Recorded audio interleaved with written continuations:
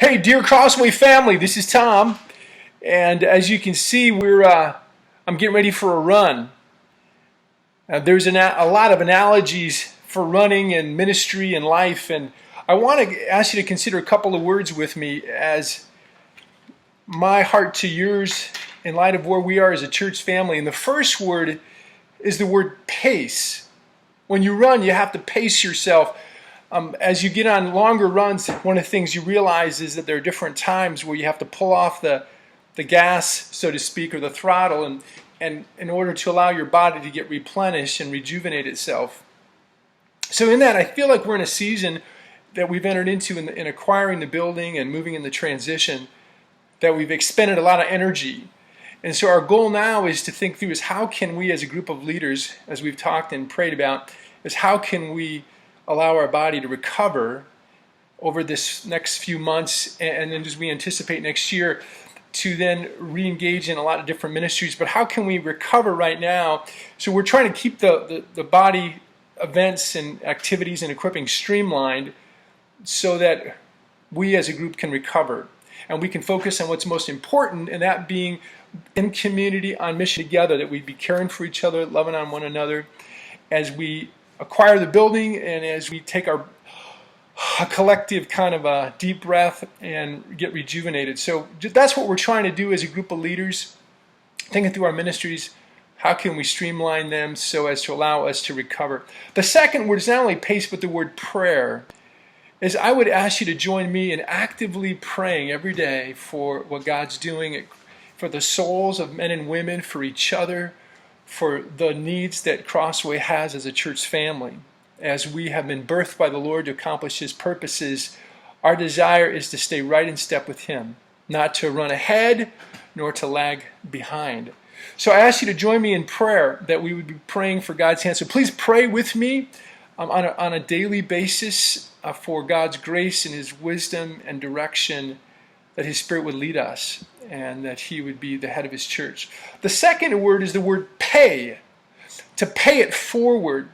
And what I mean by that is we're considering what does it mean to live for that which matters most. In Matthew chapter 6, Jesus says this. He says that we are to be those that seek first His kingdom and His righteousness, and all those things shall be added unto us. And that we should be those that invest in eternity, pay the money forwards where moth and rust cannot destroy. And so that's our desire, is to encourage you as you grow in maturity, is to give sacrificially and cheerfully to the Lord's work. One of the greatest indicators of where your heart is with Jesus is what do you do with the money that He's called you to steward, because it's all the Lord's.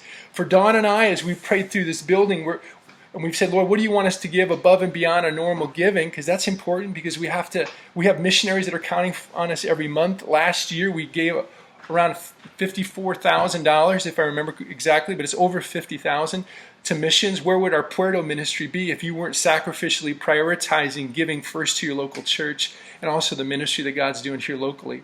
For Dawn and I, as we prayed about it, God put on our heart to give $6,000. So we've prayed about it and we thought about it, and so we have the privilege. I thought, well, where else would I rather give than invest here at Crossway? So we have an opportunity then to give above and beyond toward the building for $6,000.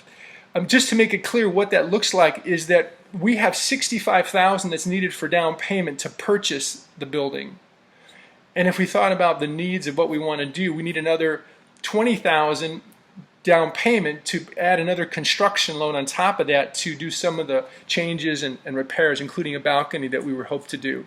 So $65,000 is needed to purchase it. We've raised $40,000 approximately. So we're asking you to pray about, particularly for those who haven't indicated how much you're going to give. As you pray, some of you might say, we just can't give. Then just pray and then just indicate from from those cards that we passed out, that just put 0 and you'll be praying. So we know that it's not just people have forgotten about it. We're going to ask you over the next 2 Sundays, the 6th, which is this Sunday, and the 13th, to go ahead and indicate your pledges or your giving, which needs to come in really by the 13th. So if you can't give it until the 13th, then this is an opportunity to indicate that this Sunday. But really, ideally, what we're asking is the next 2 Sundays, not so much even pledges, but the actual money would come in that that we've set aside to give into the building. So be prayerful with me. I'm very confident God's way ahead of us. He's always provided for Crosswood. Wherever we have sensed as leaders He's guided, He's also always provided. So we'll look forward to seeing how that's going to come in. So not only considering the pace in prayer, but just consider paying it forward to that which will have the greatest return. So join us in this great adventure. And then lastly, prioritize. That you would prioritize being a part of the body, particularly when it comes to Sunday morning, where Scripture says, don't forsake the assembling together, as is the habit of some. And then also in Hebrews, in addition, chapter 3, about encouraging one another, gathering together, at least anyone be hardened by the deceitfulness of sin. If you don't prioritize the body and being there on Sunday morning, as well as a life group we encourage you to be a part of, then you'll find that you will drift from the Lord, and you will not be the first exception to really feel that. And you'll find yourself being taken by the evil one a lot further than you ever thought you'd ever go, faster than you ever thought you'd go, and kept longer than you ever wanted to stay.